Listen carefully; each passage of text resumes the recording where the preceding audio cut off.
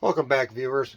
Hey, today I'm going to do a video on how I winterize my camper. Uh, it's like in the automotive industry, everybody has a different opinion on how something should be done. Uh, with winterizing, some people use compressed air, others will use antifreeze. I'm not an antifreeze guy. I like to use compressed air.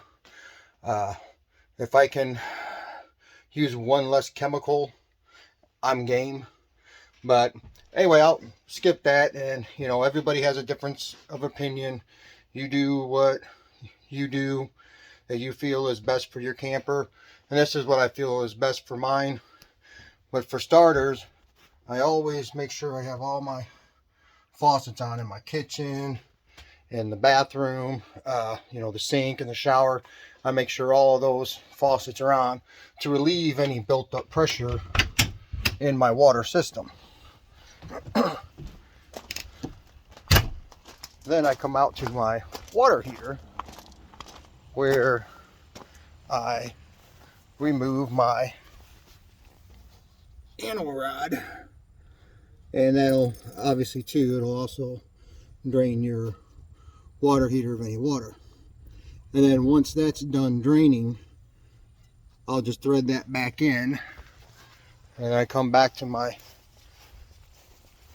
city water connection port on the side of my camper here, and I put my adapter on here. And what I do is I reduce my air pressure before connecting it to the adapter. I reduce it to about 10 or 15 psi because I don't want to run the risk of blowing out the water lines. So anyway, connect my air compressor to it, and I let it run for however long is necessary to completely remove all the water from the water lines. And then once the air line is connected, it's been running for, I don't know, about a minute or so, I'll go back into my camper and I will flush the toilet to get the water out of the lines for the toilet. And it usually only takes about 3 or 4 minutes before it's completely flushed out of water. And then a lot of times too, I'll come back to my anal rod and remove it one more time, just to remove any residual water that may be remaining inside the water heater.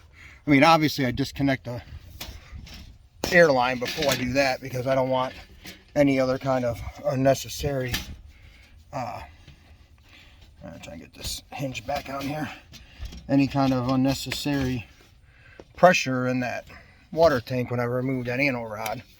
There's even very little pressure, 10-15 pounds, and you remove that anal rod, if there's water in there, you're gonna get really wet really quick.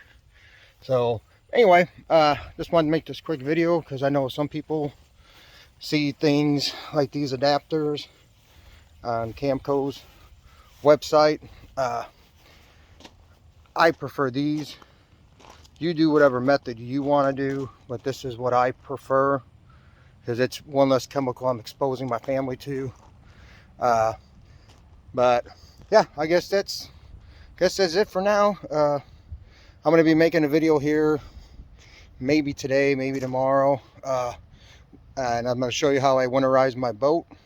And that's just like my camper. It's real simple, but I do use antifreeze in that because I don't want to take the chance of cracking a engine block on that, because that would be a very expensive fix. And I'm not worried about antifreeze in my camper because once I blow that water out with the air, there's absolutely no chance of it having any water and freezing.